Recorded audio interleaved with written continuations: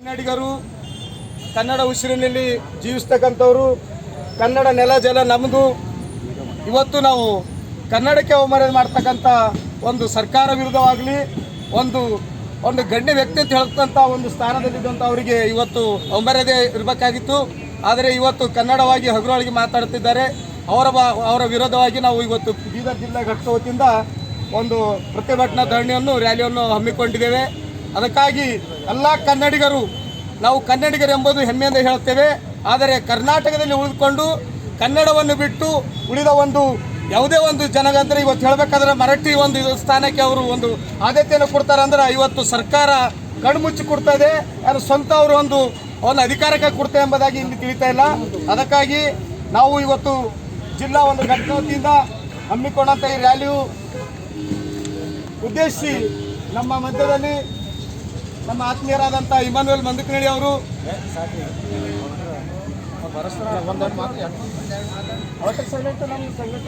ಇಮಾನುವೇಲ್ ಮಂದಕನಹಳ್ಳಿ ಅವರು ನೀವು ಪ್ರತಿಭಟನೆ ಧರಣಿಯನ್ನು ಕುರಿತು ಒಂದೆರಡು ಮಾತಾಡ್ಬೇಕಂದ್ರೆ ಅವ್ರಲ್ಲಿ ಮನವಿ ಮಾಡ್ತಾರೆ. ಜೈ ಕರ್ನಾಟಕ, ಜೈ ಕರ್ನಾಟಕ, ಜೈ ಕನ್ನಡಿಗ. ಇಂದು ನಾವು ಒಂದು ಕರ್ನಾಟಕ ಸರ್ಕಾರದ ಒಂದು ಆದೇಶ ಇಟ್ಕೊಂಡು ನಾವು ಪ್ರತಿಭಟನೆ ಮಾಡ್ತಾ ಇದ್ದೀವಿ. ಕರ್ನಾಟಕ ರಕ್ಷಣಾ ವೇದಿಕೆ ಬೀದರ್ ಜಿಲ್ಲಾ ವತಿಯಿಂದ ಇಂದು ನಾವು ಪ್ರತಿಭಟನೆ ಮಾಡ್ತಾ ಇದ್ದೀವಿ.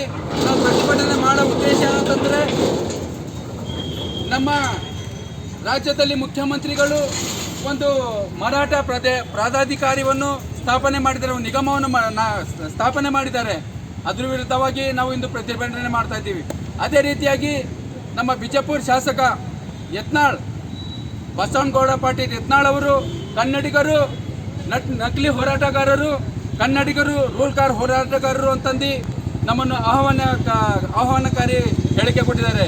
ಯತ್ನಾಳ್ ಅವರೇ, ಕನ್ನಡವ ನೀವು ಯಾರಿಗೆ ಬೆಂಬಲ ಕೊಡ್ತಾ ಇದ್ದೀರಾ? ಮರಾಠಿಗರನ್ನು ಬೆಂಬಲ ಕೊಡ್ತೀರಾ?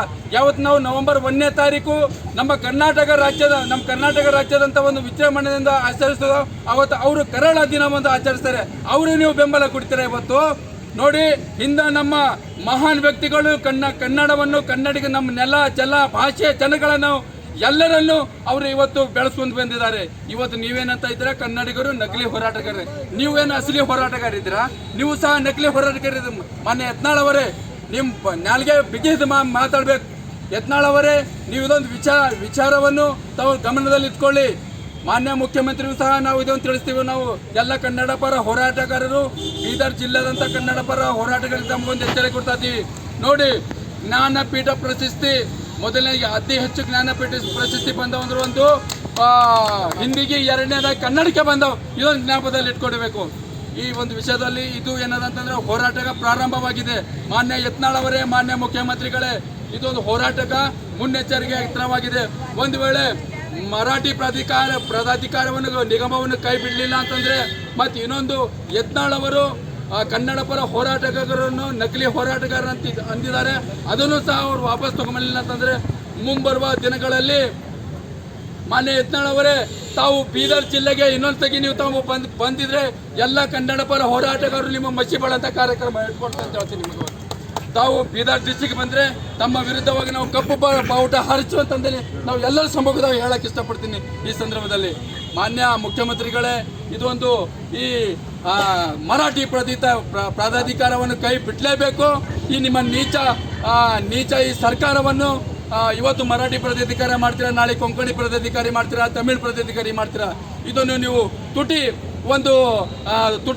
ಸೀಟಿನ ಕಡೆದು ತುಟಿ ರಾಜಕಾರಣಿ ಕಡೆದು ನಮ್ಮ ರಾಜ್ಯವನ್ನು ಇಂಚಿಂಚಾಗಿ ಮಾಡ್ಕೋತಾ ಇದ್ದೀರಾ. ಇಂಥ ನೀಚ ರಾಜಕಾರಣಿಯನ್ನು ಬಿಟ್ಟು ಕನ್ನಡಿಗೋಸ್ಕರ, ಕನ್ನಡ ನೆಲಗೋಸ್ಕರ, ಕನ್ನಡ ಜಲಗೋಸ್ಕರ ದುಡಿಬೇಕಂತ ಇಷ್ಟಪಡ್ತೀನಿ. ನಾನು ಇಮಾನುವೇಲ್ ಮಂದಕನಹಳ್ಳಿ, ಕರ್ನಾಟಕ ಏಕೀಕರಣ ಸಮಿತಿ ಜಿಲ್ಲಾಧ್ಯಕ್ಷರು. ಬೋಲೋ ಭಾರತ್ ಮಾತಾ ಕಿ ಜೈ.